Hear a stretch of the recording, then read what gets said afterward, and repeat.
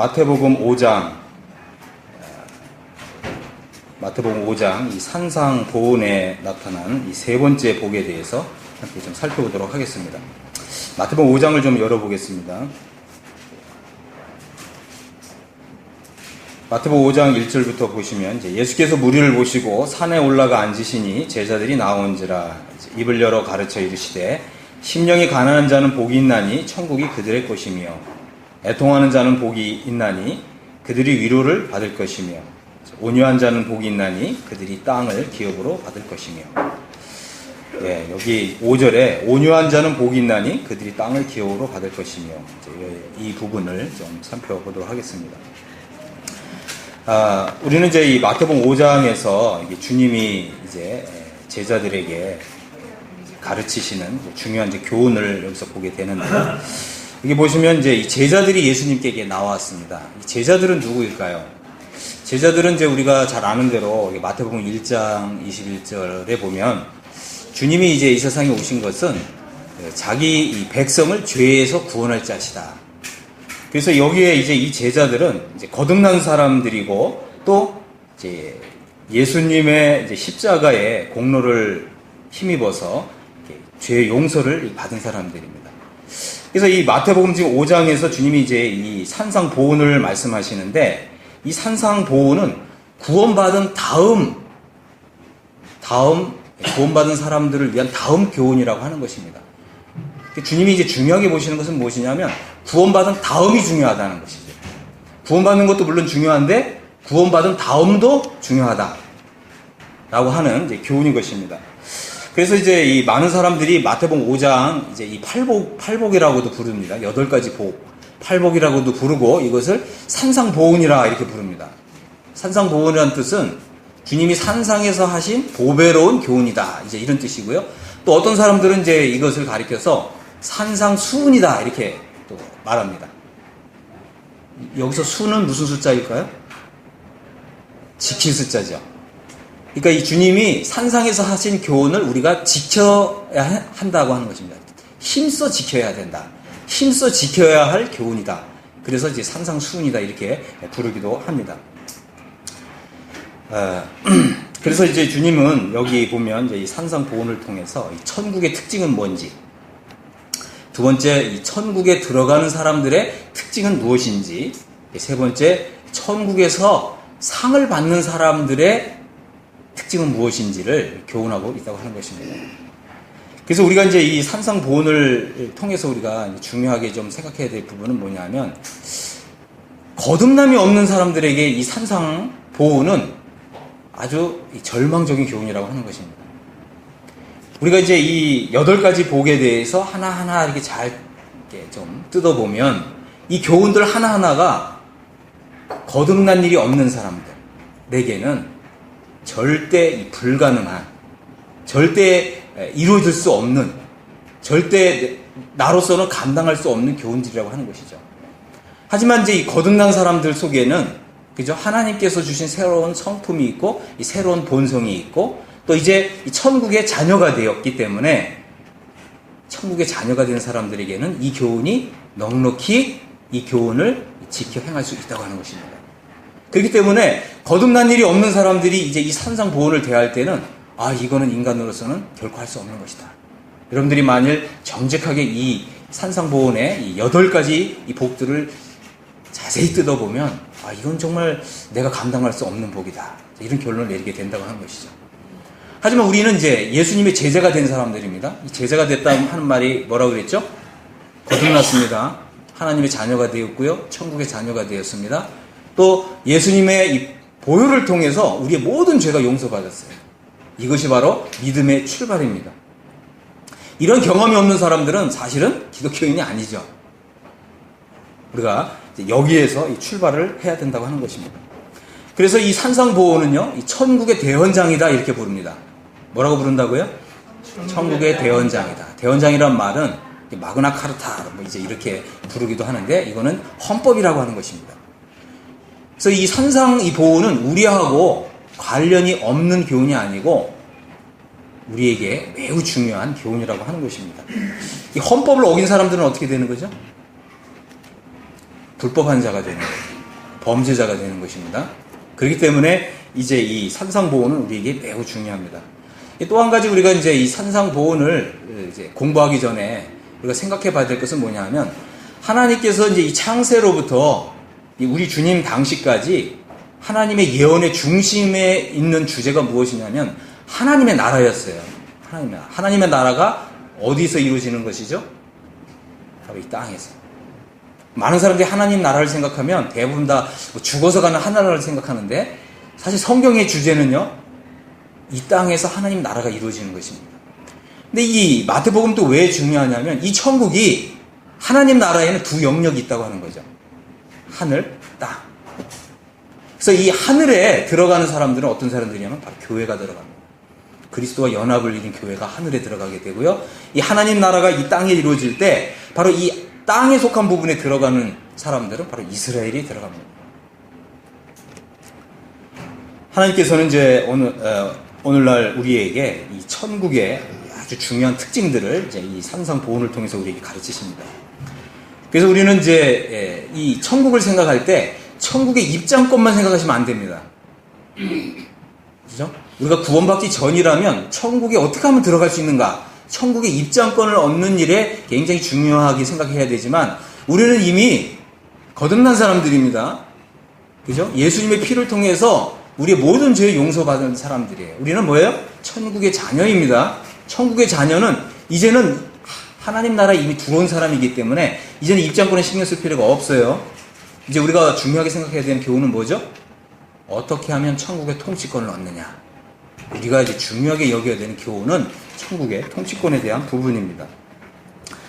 그래서 이제 우리가 이 마태복음 5장에 있는 이 산상보훈을 생각할 때 이 두 가지를 아울러 생각을 해야 되는데, 하나는 천국의 입장권, 두 번째는 뭐예요? 천국의 통치권. 네. 자, 이제 좀 마태복음 5장 좀 전체를 통해서 간단하게 천국의 몇 가지 특징을 좀 살펴보겠습니다. 5장 12절에 보면 이런 말씀이 있죠. 기뻐하고 즐거워하라. 하늘에서 너희 상이 큼이라. 그랬습니다. 이 천국에는요, 상이 큰 사람이 있고 상이 작은 사람이 있다고 하는 거죠. 그럼 어떤 사람들이 상이 크냐? 너희 전에 있던 선지자들도 이와 같이 박해 안에 있느니라. 그래서 하나님 나라를 위해서 박해를 받는 사람들은 상이 크다고 하는 것입니다. 또 마태복음 6장 19절에는 이런 말씀이 있죠. 너희를 위하여 보물을 땅에 쌓아두지 말라. 그죠? 6장 20절에는 오직 너희를 위하여 보물을 하늘에 쌓아두라. 그렇습니다.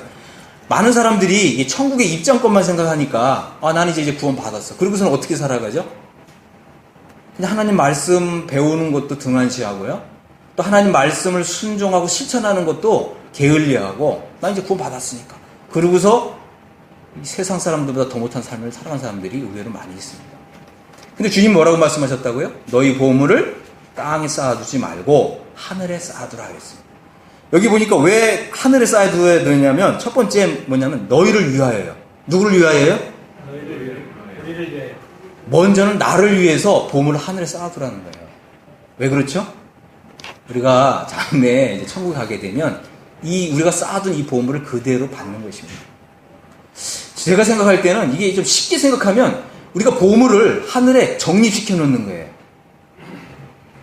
그럼 주님이 이자를 후히 쳐서 다시 갚아 주신다고 하는 거죠.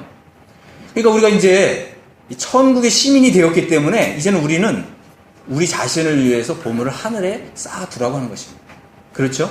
그래서 우리가 이제 신앙생활도 성실하게 해야 되는 이유가 다 여기에 있는 것입니다.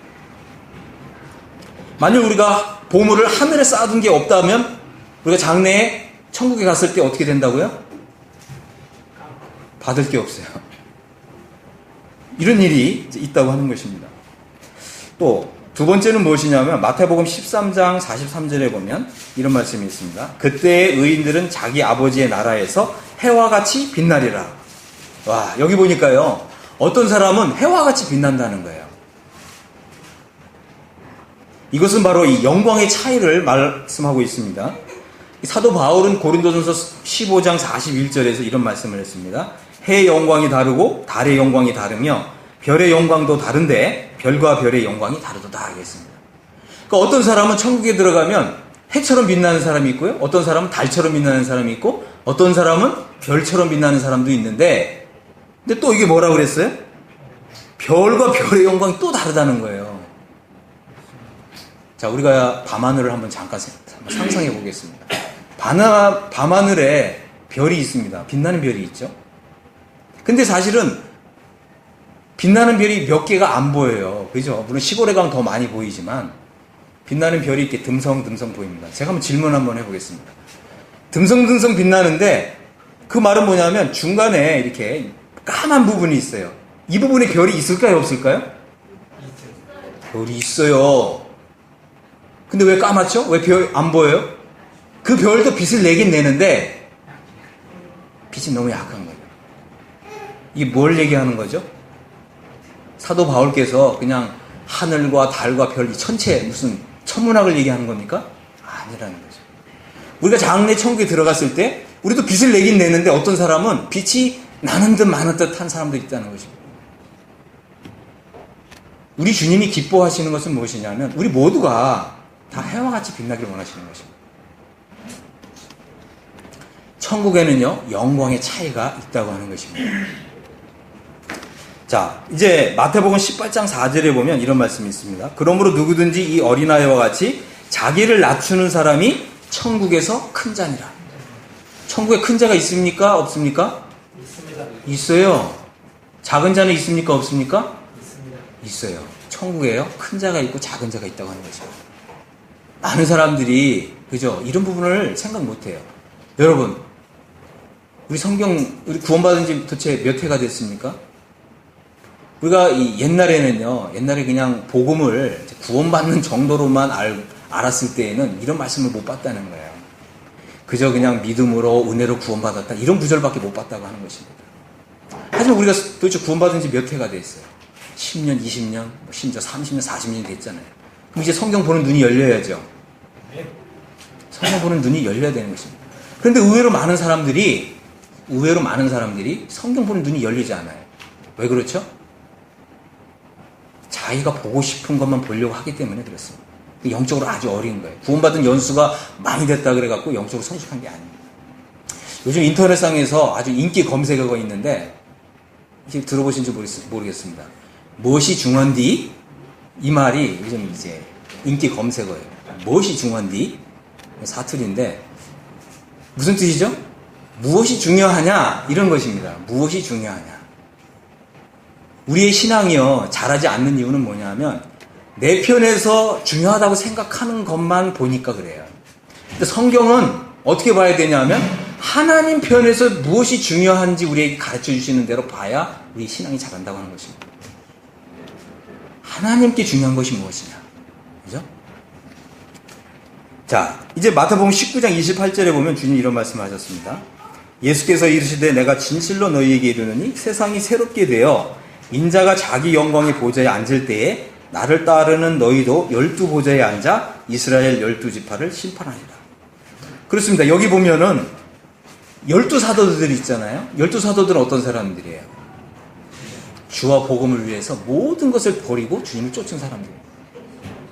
이 사람들은 이제 주님이 어떻게 해요? 영광의 보좌에 앉을 때 심판하는 자리에 앉는다고 하는 것입니다. 천국은 보좌가 있어요. 보좌가 있고 이 보좌마다 권세가 다 다릅니다. 그런데 특별히 이 12사도들은요, 이스라엘의 12보좌에 앉아서 12지파를 심판하는 권세를 받는다고 하는 것입니다. 이것이 장래에 우리가 들어가게 될 하나님 나라의 진면목이라고 하는 것입니다. 마태복음 19장 30절에는 이런 말씀도 있죠. 먼저 된 자로서 나중되고 나중된 자로서 먼저 될 자가 많다. 이 말씀은 뭐죠? 우리가 단순히 그냥 구원받고 하나님 나라에 입장하는 것만 생각한다면 먼저 되고 나중되고 이게 무슨 말인지 도무지 이해할 수가 없는 거예요.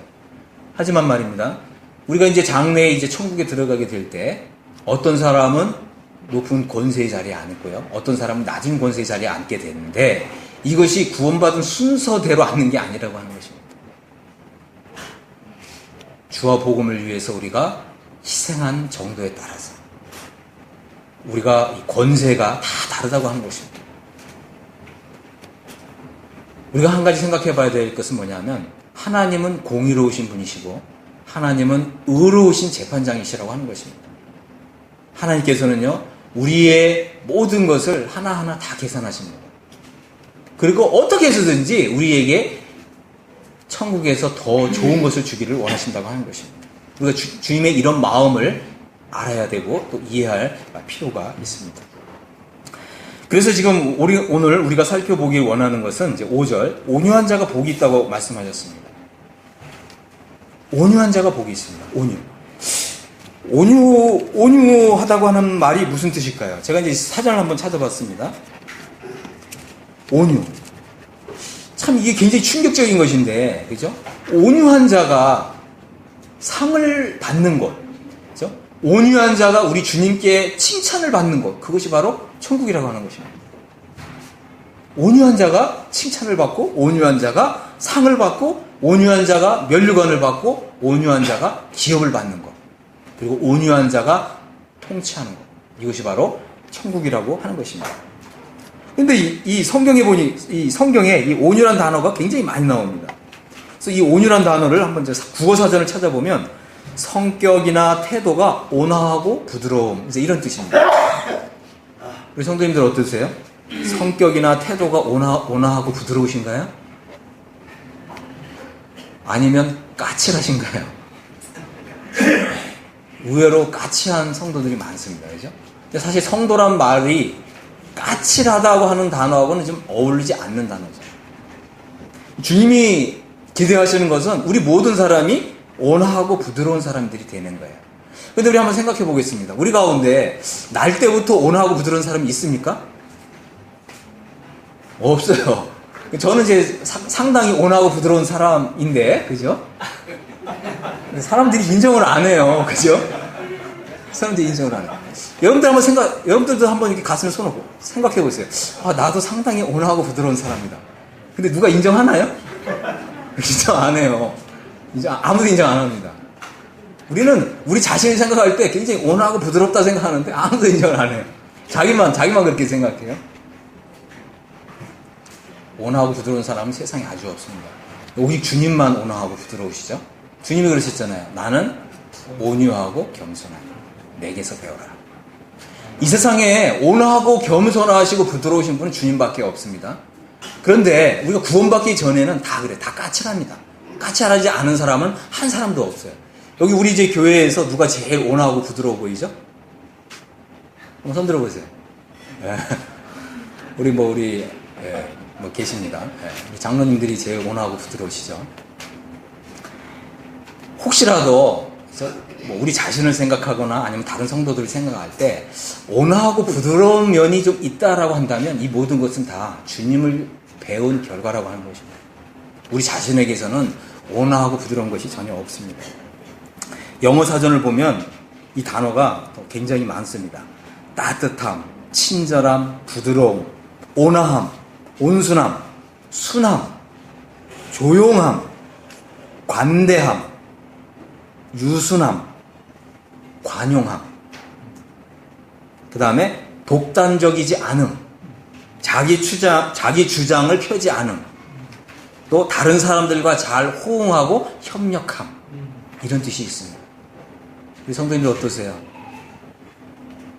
자기 고집과 자기 주장대로 하지 않습니까? 아니면 다른 성도들하고 잘 호응하고 잘 협력하고 있습니까? 주님이 기대하시는 것은 바로 우리가 이렇게 주님의 성품을 닮은 사람들로 변화해 가는 것입니다. 하나님께서 우리에게 주시는 구원은요, 우리의 사나운 성품을 온유한 성품으로 변화시킨다고 하는 것입니다. 이것이 바로 주님의 구원을 경험한 사람들에게 나타나는 특징입니다. 만일 내가 구원받은 지 상당히 오래됐는데 쭉 이렇게 둘러보니까 온유한 걸로 변화된 적이 없어요. 구원받지 않은 거예요. 엄밀하게 생각하십시오. 자, 우리가 이제 이런 부분을 한번 좀 성경을 통해서 살펴보겠습니다. 마가복음과 마태복음과 누가복음에 보면 공통적으로 다루고 있는 한 사람 이야기가 나오는데, 이 사람 누구냐 하면 거라사 지방에 사는 사람이고요. 더러운 귀신 들린 사람이었고 무덤 사이에서 살던 사람이었습니다. 근데 이 사람이 예수님을 만났다고 하는 거죠. 그런데 이 사람은 어떤 사람이었냐면 밤낮 무덤 사이에서나 산에서나 늘 소리 지르며 돌로 자기의 몸을 해치고 있었던 사람이에요. 무섭죠? 아주 무서운 사람이에요. 그죠? 우리가 이제 어떤 사람에게 예수님의 사랑을 이렇게 전하고 싶은데 어떤 사람에게 다가가려고 그러는데 이 사람만큼 피하고 싶은 사람이 있어요. 무서워가지고. 그런 사람이 있습니까? 없습니까? 있어요. 예수님의 사랑을 전하고 싶은데 주님 제발 이 사람만큼은 제발 피하게 해주시오. 이런 사람이 좀 덜어 있습니다. 상당히 무서운 사람. 이 마가복음 5장에 있고요. 마태복음 8장에 있는데 마태복음 8장에서는 이렇게 얘기를 했어요. 이 사람들은 몹시 사나워서 아무도 그 길로 지나갈 수 없을 지경이더라 이랬어요. 와, 이 사람 얼마나 무서운 사람이에요. 몹시 사나운 사람이에요. 성격이 얼마나 사나운지 그 사람 옆을 지날 수 없을 정도로 사나운 이런 사람이었습니다. 이 사람이 예수님을 만나서 구원을 받았어요. 그랬더니 마가복음 5장 15절에 뭐라고 얘기하고 있냐면 예수께서 이르러 그 귀신 들렸던 자, 곧 군대 귀신 씹혔던 자가 옷을 입고, 자 보십시오. 옷을 입고 정신이 온전하여 앉은 것을 보고 이랬어요. 이 사람이 예수님을 만나자 어떤 일이 일어났다고요? 옷을 입고요.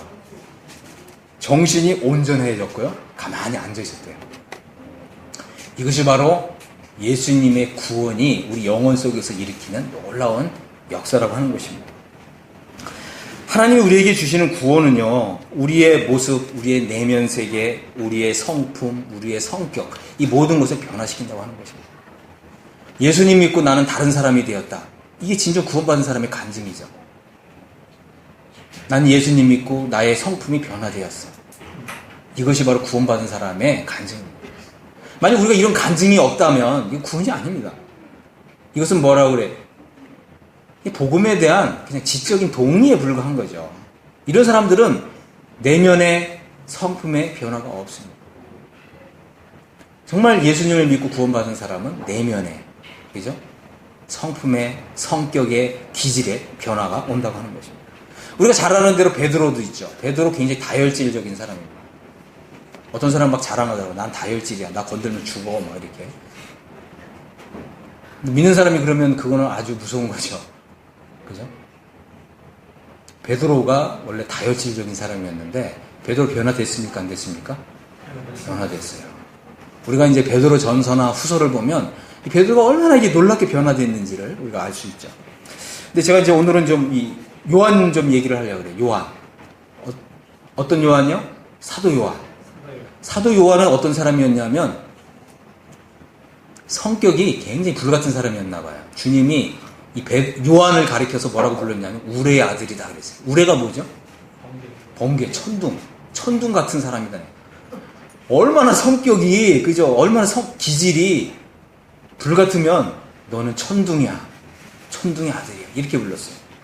그래서 이제 요한을 보면 마가복음 3장 17절에 보면 세베대의 아들 야고보와 야고보의 형제 요한이 있는데 이 둘에게는 보아너게 곧 우레의 아들이라고 하는 이름을 더하셨다 하겠습니다. 이제 이 누가복음에 보면 이제 이 요한에 대한 이야기가 나오는데 예수님께서 예루살렘을 향해서 가실 때 사람들이 이 예수님을 받아들이지 않았습니다. 그러니까 이제 제자 야고보와 요한이 이것을 보고 이렇게 말했어요. 주여, 우리가 불을 명해서 이 사람들 다 그냥 불살라버리도록 할까요?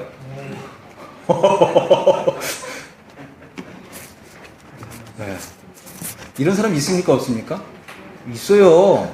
저 뭐 그냥 웃는데 예를 들어서 우리가 막 복음을 전할 때 그 사람이 하도 복음을 받아들이지 않고, 그죠? 자기 주장만 펴고 그러면 여러분 입에서 무슨 말이 나오죠? 그래, 당신은 지옥이나 가버려. 그러잖아요. 그 말하고 이 말하고 무슨 차이가 있어요, 그죠? 당신 그렇게 예수님 안 믿고 그러면 그냥 지옥이나 가. 이 말이나 주님, 저 사람들이 우리를 복음을 받아들이지 않는데 그냥 불을 명해서 그냥 다 불살라버리라고 할까요? 똑같잖아요, 그죠? 우리도 그런 면이 있다는 거예요. 그죠? 우리가 하나님 말씀을 깊이 있게 우리의 내면을 성찰하면서 읽지 않기 때문에 우리 자신을 못 보잖아요. 성경을 좀 깊이 있게 읽어야 됩니다. 똑같은 거예요. 그렇게 말하는 사람은 다 우레의 아들인 거예요. 그죠? 그런데 이제 이 요한이 변화되었다고 하는 것입니다. 요한이 변화가 됐어요. 그래서 우리가 이제 잘 아는 대로 이 요한은 어떤 사람으로 변화됐습니까? 이 요한은요, 우리가 이제 성경을 보면, 요한복음 21장 20절에 보면, 이렇게 했어요. 베드로가 돌이켜 예수께서 사랑하시는 그 제자가 따르는 것을 보니, 그는 만찬석에서 예수의 품에 의지하여 주님을 파는 자가 누구 오니까 묻던 자라라 그랬습니다. 이 요한은요, 사랑의 사도가 됐어요. 사랑의 사도. 하나님의 사랑을 전파하는 사람이 됐어요. 근데 어떻게 이제 이 요한이, 우레의 아들이 사랑의 사도가 되었느냐? 그 비결이 뭐라고요? 예수님의 품에 안겨 있었다고 하는 것입니다. 예수님의 품에 안겨 있어요. 이 그 말은 뭐예요? 예수님하고 가장 가까이 동행하고요. 예수님과 끝까지 동행하는 사람은 예수님처럼 변화된다고 하는 것입니다. 우리가 예수님을 믿는데 우리의 성품이 잘 변화되지 않는 이유는 뭐냐면 예수님과 동행하지 않거나 예수님과 끝까지 동행하지 않기 때문에 그렇습니다. 그러나 우리도 이 요한처럼 예수님과 동행하고 또 끝까지 동행하면 예수님처럼 변화된다고 하는 것입니다. 사랑의 사도라고 불리운 사도 요한은 예수님의 품에 의지했던 사람이었고요. 성경에서 요한을 가리켜서 예수님이 사랑하시던 그 제자 이렇게 표현하고 있어요. 굉장히 놀랍잖아요. 굉장히 감동스럽잖아요. 예수님이 사랑하시던 그 제자. 네. 우리도 이렇게 예수님과 함께 동행하고 또 끝까지 동행하게 되면 이처럼 변화될 줄로 이렇게 믿습니다. 자, 그 다음에 이제 또 하나 생각해 봐야 될 것은 뭐냐면 하나님께서 우리를 구원하셨다고 하는 것은 그죠? 단순히 천국에 들어가는 입장권만을 주신 것이 아니라 이제는 예수님을 배우라고 예수님을 우리 곁에 소개하셨다고 하는 것입니다. 그래서 하나님의 구원은 우리에게 예수님과 동행하는 삶을 주셨다고 하는 것입니다. 우리가 구원받고 나서 그저 나 혼자 그저 이렇게 사는 것이 아닙니다. 천국이라고 하는 이 단어 자체도 구원받은 사람들이 하나의 나라를 이루는 것이죠. 맞습니까? 네. 우리는 이 천국, 구원받은 사람들의 나라 안에서 서로 상호 교통하면서 사는 것입니다. 서로 하나님의 은혜를 주고받고 사랑을 주고받고 또 격려를 주고받고 서로 호응하고 협력하면서 사는 것입니다. 이게 구원의 진정한 의미죠. 그런데 우리 교회가 함께하는 자리에 함께하지 않는다던가, 그래서 나는 바쁘니까. 성경에 이런 사람들 많잖아요. 나는 우리 집에 황금 송아지를 사놨기 때문에 난 집에 가봐야 되고, 또 나는 이제 땅을 샀기 때문에 땅이 또 잘 있나 가봐야 되고, 나는 또 이제 농사를 그러니까 우리 성도들이 함께 모일 때 자꾸 빠져나가는 거예요. 이것은 주님이 우리를 구원하신 진정한 의미를 망각하는 것입니다. 우리는 이제 이런 부분들을 깊이 생각해 봐야 되고요. 주님은 이제 마태복음 11장에서 이런 말씀을 하셨습니다. 수고하고 무거운 짐진 자들아 다 내게로 오라. 그렇습니다. 우리는요, 예수님을 만나기 전에는 다 수고하고 무거운 짐을 진 사람들입니다. 혹시라도 우리의 어깨 위에 내가 지은 죄의 짐을 지고 있다면 그 죄의 짐을 지고서 예수님께 나아가서 짐을 벗어서 예수님께 다 드려야 됩니다. 왜냐하면 예수님께서는 기꺼이 우리의 죄의 짐을 받아주시는 분이기 때문에 그렇습니다. 우리가 이 죄의 짐을요, 내가 지금까지 지은 모든 죄의 짐을 예수님께 맡기면 예수님께서는 어떻게 해요? 이 죄의 짐을 성경에 보니까 등 뒤로 던져버리세요. 그죠? 그럼 우리는 어떻게 되죠? 어떻게 됩니까? 우리는 죄짐으로부터 아주 홀가분해지죠. 이 홀가분해진 걸 경험한 사람, 이 사람 구원받은 사람입니다. 그런데 심지어 주님이 어느 정도까지 이 죄의 짐을 던져버리시냐면 동이 서에서 먼 것 같이 그냥 나하고 죄짐하고 그냥 완전히 구분시켜 버리시는 거예요. 동하고 서하고 얼마나 멀다고 그랬죠? 끝이 없어요? 네. 함께 있을 수 없을 정도로 멀리 보내는 게 동이 서에서 먼 것 같이 우리의 죄가를 멀리 옮기셨다고 하는 의미입니다. 어느 정도로 멀다고요? 함께 할 수 없을 정도로 멀다고요. 이해하셨죠? 네. 다 내게로 오라. 내가 너희를 쉬게 하리라. 그랬습니다. 구원받은 사람은 예수님께 나의 죄의 짐을 다 옮겨놨기 때문에 나는 이제 죄의 짐으로부터 자유한 사람입니다. 이 주님이 이렇게 말씀하셨습니다. 나는 마음이 온유하고 겸손하니 나의 멍에를 메고, 그죠? 내게 배우라. 그렇습니다. 자, 여기서 이제 이 주님의 멍에를 맨다고 하는 의미는 이제 크게 두 가지가 있습니다. 주님과 내가 같은 멍에를 매는 거예요. 이것은 우리가 이제 이 시대의 농경 시대에 가면 이 소 2마리로 같은 멍에를 걸어놓고 이렇게 이제 밭갈이를 하는 거예요. 소 2마리가 같이 이렇게 멍에를 메고 밭을 가는 겁니다. 나의 멍에를 메고라고 하는 말은 두 가지 의미가 있어요. 첫 번째는 주님과 내가 멍에를 같이 메는 것입니다. 이것은 우리가 주님과 동행하는 삶을 말하는 거죠. 그럴 때 배우는 거죠. 그죠? 또 하나는 뭐냐면 성도들과 성도들이 함께 멍에를 메는 거예요. 이것이 바로 이 천국의 아주 그림입니다. 그리고 주님 뭐라고 말씀하셨냐면 내게 배우라. 그리하면 너희 마음이 쉼을 얻으리니. 그렇습니다. 천국은요 단순히 우리에게 그냥 천당 가는 무슨 티켓을 주고, 그죠? 너는 이제 티켓을 가졌으니까 너는 이제 그냥 이 세상에서 행복하게 혼자 해피하게 살아라, 이런 의미가 아닙니다. 우리는 이제 구원받은 사람으로서 공동체를 이루어야 되고요. 함께 이제 하나님 나라를 위해서 협력하고 또 함께 동력하고 함께 하나님 나라를 세워가도록 부르심을 받은 것입니다. 제가 전에도 말씀을 드렸지만 오늘날 구원받았다고 확신하는 사람들 가운데서 교회 안 나가는 사람들이 300만 명이 넘는데요. 그래서 이런 사람들을 가난한 성도다 이렇게 불렀습니다. 가난한 성도. 이런 사람들은 성경을, 그죠? 성경을 대단히 오해하고 있는 거죠. 자기 자신은 천당 가는 확신을 가지고 있다는 거죠. 근데 뭘 지금 잃어버리고 있습니까? 지금 이걸 잃어버리게 됩니다. 주님께 배우는 거. 오늘날 좀 이렇게 반쪽짜리 신앙, 심지어는 성경적이지 않은 신앙을 가진 사람들이 의외로 많이 있습니다. 우리는 이제 이런 데에 빠지지 않도록 조심해야 되는 거죠. 구원은 받았으니까 이제 교회 안 나가도 돼. 뭐 이런 사람들이 굉장히 많아요. 이런 사람들은 대단히 위험한 사람들이에요. 대단히 위험한 신앙을 가진 사람입니다. 물론 그런 사람들 가운데, 그죠? 정말 거듭난 사람도 있을 수 있습니다. 그죠? 구원받은 사람이 있을 수 있어요. 근데 그 사람들은 뭘 잃어버리냐면 천국의 통치권을 잃어버립니다. 하나님은 공의로우신 분이시고요. 주님은 다 평가하십니다. 주님께 배우라 그랬습니다.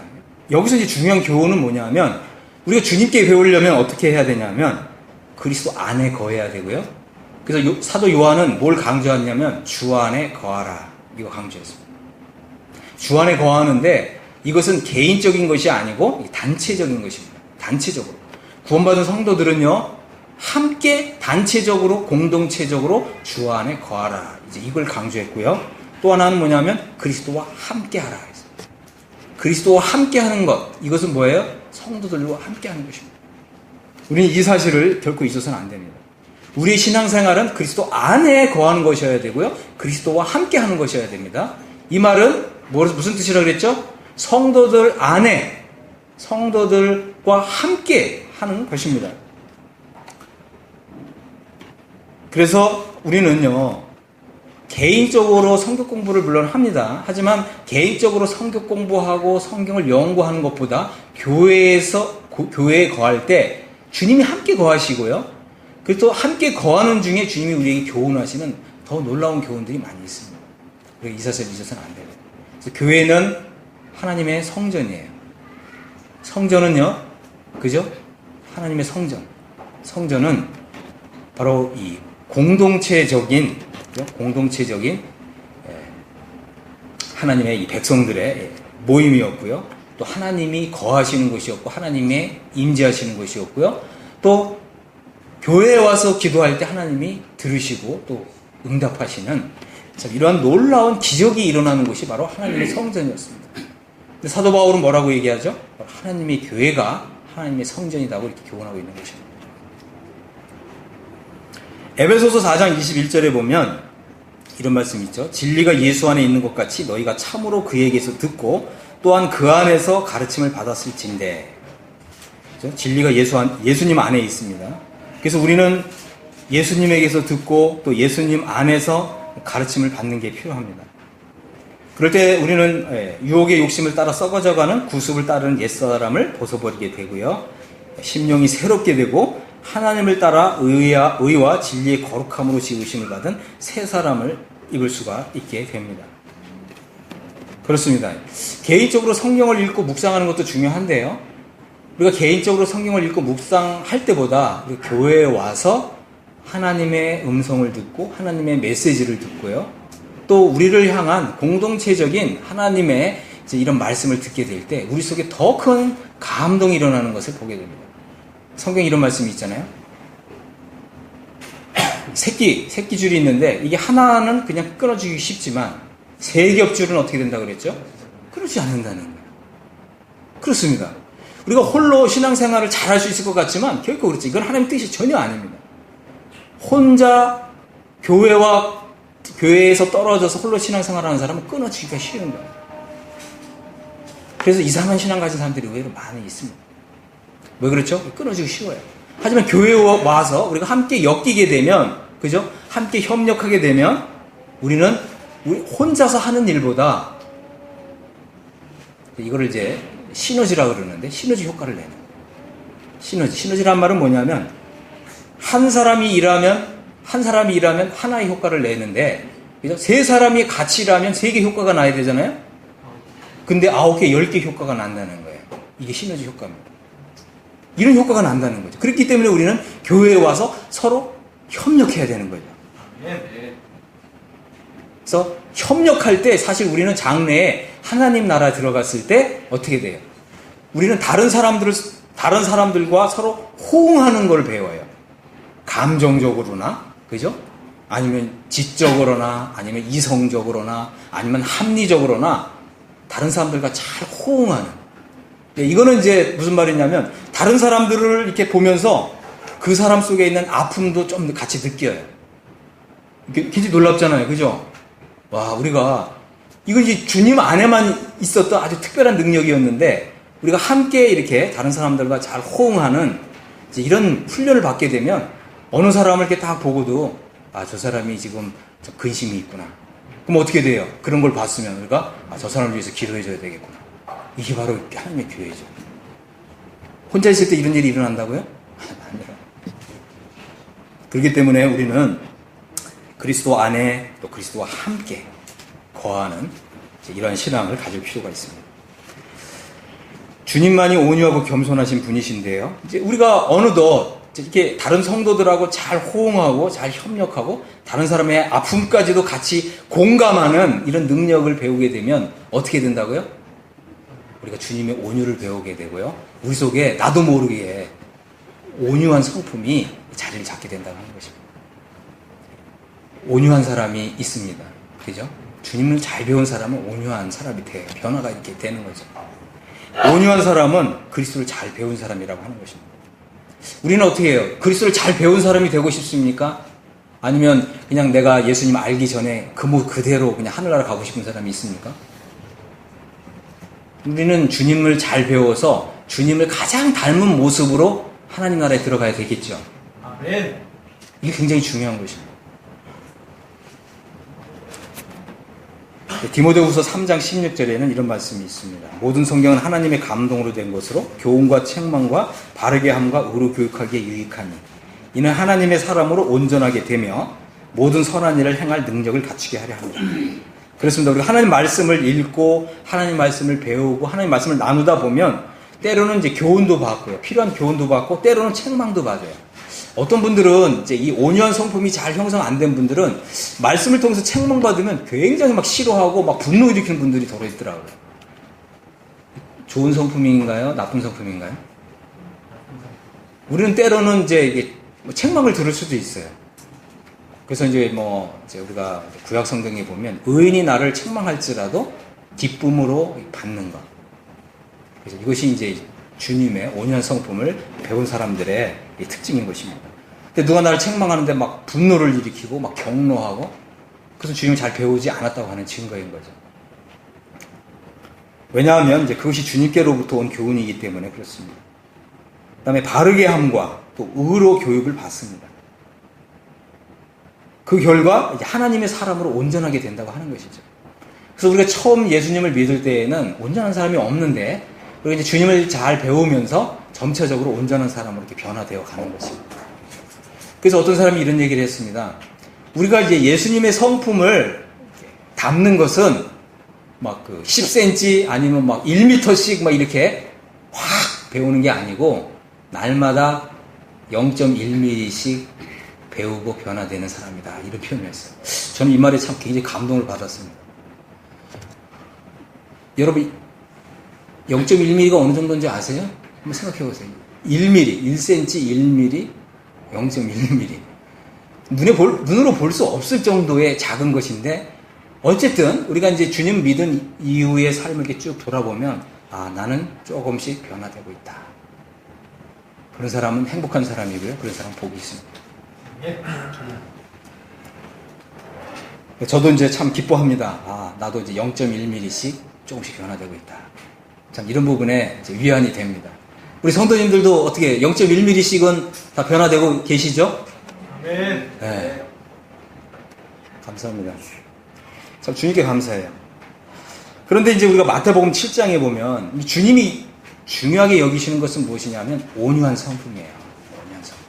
마태복음 7장에 보면 어떤 사람들이 나오냐면 주여 우리가 주의 이름으로 선지자 노릇하고 주여 우리가 주의 이름으로 귀신을 쫓아내고 주여 우리가 주의 이름으로 많은 권능을 행치 아니하였나이까. 근데 주님은 이 사람들을 뭐라고 그랬어요? 내가 너희를 도무지 알지 못하는 불법을 행하는 자들아. 이렇게 말씀하셨습니다. 이 사람들은 어쩌면 주님의 일 여기에 관심이 많은 사람이었는지 모르겠어요. 이 사람들은 어쩌면 거듭나는 것이 무엇인지 또 예수님을 믿고 예수님의 보혈로서 죄의 용서를 받는 것이 무엇인지 이런 거에 대해서 자기가 이 체험한 일이 없는 이런 사람인지도 모르겠어요. 그저 이런 사람들은 그저 주의 이름으로 무슨 일을 하는데 관심이 많았던 사람인 것 같습니다. 근데 주님은 이런 사람들을 향해서 내가 너희를 도무지 알지 못한다. 이랬어요. 제가 한번 여쭤보겠습니다. 주님이 내가 너를 모른다고 했을 때 주님이 정말 그 사람을 모르시기 때문에 모른다고 하시는 걸까요? 그것이 아닙니다. 이건 뭐냐면 주님이 관계를 부정하는 것입니다. 뭘 부정한다고요? 관계를 부정한다. 내가 너를 모른다는 것은 주님이 정말 그 사람을 모르시기 때문에 그런 것이 아닙니다. 주님은 전지전능하신 하나님이시잖아요. 이 세상에 태어난 사람 중에 주님 모르는 사람은 아무도 없습니다. 하지만 주님이 나는 너를 모른다라고 했을 때 이것은 부인하는 겁니다. 이 사람들은 왜 부인당했다고요? 불법을 행한 사람입니다. 이 사람들은 아버지 뜻이 무엇인지 이것을 알고자 애쓰기보다는 그저 주의 이름으로 이런저런 일을 하는데 바빴던 사람입니다. 주님이 우리에게 가르치신 것은 무엇이냐면 우선순위를 가르치시는 것입니다. 뭘 가르치신다고요?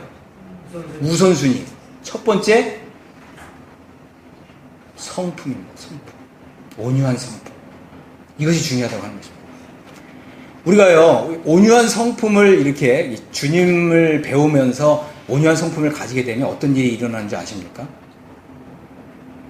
그리고 우리가 이제 과거에 막 복음을 전하기 위해서 많이 한번 해봤어요. 근데 사람들이 무슨 얘기를 한 줄 아십니까?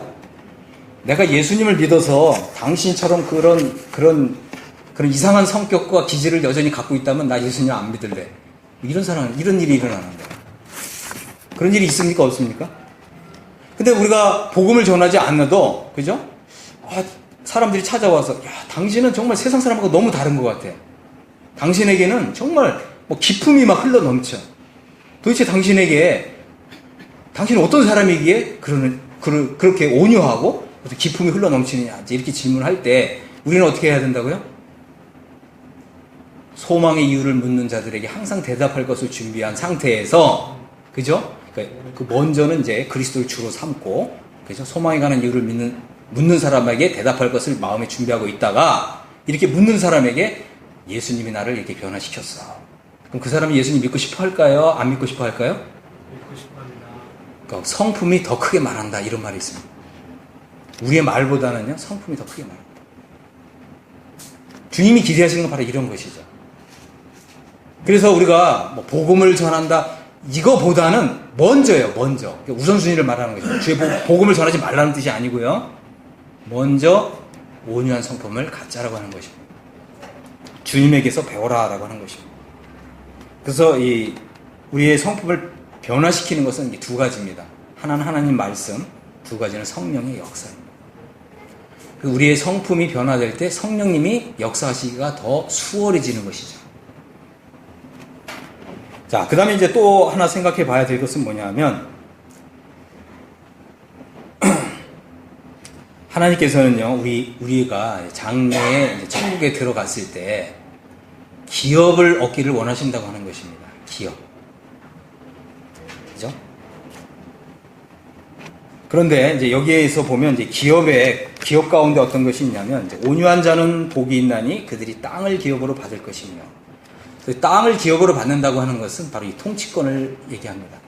통치권을 의미하는데, 여기 보면 이제 주님이 이 12사도들에게는 어떤 권세를 주셨냐면, 12지파를 통치할 수 있는, 12지파를 심판할 수 있는 이제 이러한 권세를 주셨습니다. 그래서 이제 우리 지금 마태복음 19장을 좀 잠깐 보겠습니다. 마태복음 이제 19장 28절에 보면, 예수께서 이르시되 내가 진실로 너희에게 이르노니 세상이 새롭게 되어 인자가 자기 영광의 보좌에 앉을 때에 나를 따르는 너희도 12보좌에 앉아 이스라엘 12지파를 심판하리라. 자, 여기 보면요, 장차 세상이 새롭게 되는 이런 때가 온다고 주님 말씀하고 있습니다. 요한계시록 21장 5절에는 주님이 이런 말씀을 하셨습니다. 내가 만물을 새롭게 하노라. 만물을 새롭게 하시는 때가 있어요. 이제 올 것입니다. 그때 바로 이제 이 땅에 이제 그리스도의 나라가 세워지는데, 바로 이때를 가리켜서 이제 천년 왕국이라고 이렇게 부르는 것입니다. 주님은 바로 이제 천국의 자녀된 우리들이 이 천년 왕국 시대에 모든 사람이 다 이제 이 왕으로서 통치하기를 원하시는 것입니다. 그런데 주님이 이렇게 왕으로 통치하는 자격을 제한하셨어요. 그래서 이제 디모데후서 2장 10절에 보면 사도 바울이 이런 얘기를 했습니다. 우리가 복음을 위해서 참고 인내하면 그들이 그리스도 예수 안에 있는 구원을 영원한 영광과 함께 받게 될 것이다. 그래서 우리가 주와 함께 죽었으면 함께 살 것이고, 또한 참으면, 복음을 위해서 인내하는 삶을 살면 함께 왕노릇 할 것이고, 우리가 주님을 부인하면 주님도 우리를 부인하실 것이다. 주님께서는 여기서 우리에게 무엇을 말씀하시냐면, 구원을 받는데, 그죠? 어떤 사람은 이 부끄러움을 당한다는 거예요. 어떤 사람은 구원을 받는데 영원한 영광과 함께 구원을 받는다고 하는 것입니다. 우리가 이 주님의 이런 말씀을 아주 중요하게 여겨야 된다고 하는 것입니다. 그래서 갈라디아서 이제 6장에는 주님이 이런 말씀을 하셨습니다. 스스로 속이지 말라. 하나님은 업신여김을 받지 않으신다. 사람이 무엇으로 심든지 그대로 거두리라. 자기 육체를 위하여 심는 사람은 육체로부터 썩어질 것을 거두고, 성령을 위하여 심는 자는 성령으로부터 영생을 거두리라. 그렇습니다. 우리 한번 좀 생각해 보겠습니다. 갈라디아서의 6장에서 이 말씀이, 그죠? 사람이 무엇으로 심든지 그대로 거둘 것이다. 자기 육체를 위하여 심는 사람은 육체로부터 썩어질 것을 거둘 것이다 라고 했을 때, 이 말씀이 구원받지 않은 사람들한테 하신 말씀입니까? 아니면 구원받은 성도들에게 하시는 말씀입니까? 성도들에게 하시는 말씀이 맞죠? 근데 그렇다면 우리는 여기 이 말씀을 통해서 굉장히 충격을 받아야 돼요. 왜냐? 왜 그렇죠? 성도가 어떻게 해요? 육체로부터 썩어질 것을 거두는 일이 있다는 거죠. 여러분, 우리가 주님의 이런 말씀을 아주 중요하게 여겨야 됩니다. 성령을 위하여 심는 사람은 성령으로부터 영생을 거둘 것이다. 그렇습니다. 성경에서 교훈하는 것은 이제 더 나은 부활이 있고요, 더 나은 믿음이 있고요, 또 더 나은 상급이 있고요, 또 더 나은 면류관이 있고, 더 나은 영광이 있습니다. 다시 말해서 더 나은 구원이 있다고 하는 것입니다. 주님이 이제 이 마태복음 이제 이 팔복을 통해서 우리에게 교훈하시는 것은 무엇이냐면 더 나은 것을 얻으라고 하는 것입니다. 우리가 이 더 나은 구원에 들어가려면, 그죠? 하나님의 은혜를 힘입어서 우리의 이 성화의 노력이 필요하다고 하는 것입니다. 우리가 그저 은혜로 구원받았기 때문에 그저 모든 것이 다 은혜로 된다 그러면서 우리가 아무것도 안 한다면 이건 뭐예요? 육체를 위하여 심는 것입니다. 육체를 위하여 심는 사람은 어떻게 되죠? 썩어질 것을 거두는 것입니다. 하지만 우리가 이제 이 말씀을 통해서, 그죠? 천국에 입장권이 있을 뿐만 아니라 천국에 통치권이 있다고 하는 이 중요한 교훈을 통해서 이제 우리가 이제 땅의 보물을 더 이상 쌓지 말고 이제 하늘의 보물을 쌓으라고 하는 것이죠. 그리고 무엇보다도 뭐예요? 주님의 온유한 성품을 배우자고 하는 것입니다. 주님의 온유한 성품을 배우려면 어떻게 해야 된다고 했습니까? 주 안에 거하는 삶을 훈련해야 되고요, 주님과 함께하는 이런 삶을 이제 훈련해야 된다고 하는 것입니다. 어쩌면 우리는 이제 지금까지 천국의 입장권만을 구원의 전부로 생각하고 살아왔는지 모릅니다. 그러다 보니까 천국의 입장권을 이제 우리가 얻었으니까 대부분이 성도들이 어떻게 돼요? 영적인 출구가 거기서 멈춘다고 하는 거죠. 이것은 주님의 교훈이 아닙니다. 성경적인 교훈이 전혀 아니에요. 주님은 이제 구원을 시작이라고 말씀하셨죠. 영적인 출구가 이제 새롭게 시작되어야 되는데 그리스도 예수 안에 있는 구원은 영원한 영광과 함께 얻는 이 구원을 추구하라고 하는 것입니다. 그런데 이제 우리가 이제 이 주님과 함께 왕노릇하는, 왕으로 통치하는 이제 이러한 이 영광에 들어가려면 무엇보다도 성품의 변화가 동반되어야 된다고 하는 것입니다. 그리고 성도들과 함께하고 주님과 함께하기를 부지런히 하라고 하는 것입니다. 그렇게 하시겠습니까? 네. 많은 분들이 그러잖아요. 그냥 믿기만 하라. 그리고 우리는 그저 죄사함만 받으면 다 되었다. 아닙니다. 지금 입장권은 다 됐습니다. 그죠? 입장권은 우리가 이미 받았어요. 입장권을 위해서 애쓸 필요가 없지만 통치권을 얻는 일에는 다 된 것이 하나도 없습니다. 다 된 것이 하나도 없어. 다 됐다고 생각하면 예상치 못한 결과를 우리가 초래하게 될 것입니다. 우리는 이제 영혼 구원이 이제 전부인 줄 알았지만 이제는 영혼 구원이 전부가 아니고 이제는 성화가 전부인, 그죠? 성화를 위해서 정말 우리가 모든 노력을 경주하는 우리 모두가 되기를 간절히 바랍니다. 강북교회 모든 성도들은요, 장래에 정말 천국에서 주님과 같은 영광으로 빛나게 되기를 간절히 바랍니다. 해와 같이 빛나기를 바랍니다. 영광스러운 구원을 다 받으시길 바랍니다. 우리가 이런 일에 우리가 함께 협력하면서 함께 손잡고 갑시다. 네, 기도하고 마치겠습니다. 아버지 하나님, 마태복음 5장 8복 가운데 세 번째 복, 온유한 자가 복이 있나니 저희가 땅을 기업으로 얻을 것임이라 말씀을 통해서 우리에게 참 천국의 통치권을 얻을 수 있는 길을 보여주신 것을 감사합니다. 자, 우리가 구원받기 전에는 영혼 구원이 이제 전부였지만 이제 구원받은 이후에는 좀 성화가 정말 전부인 이러한 것에 대해서 말씀을 통해서 살펴보았습니다. 자, 우리가 이 사도들처럼 사도들의 믿음을 본받아서 주 안에 거하고 또 주와 함께하는 이런 삶을 부지런히 훈련하는 우리 모두가 되도록 은혜로 우리를 이끌어 주시옵소서. 그리하여 이 서울 강북교회 모든 성도들이 정말 천국에서 해와 같이 빛나는 영광에 들어가게 해 주옵소서. 우리 주 예수 그리스도의 이름으로 아버지 하나님께 이것을 기도했습니다. 아멘.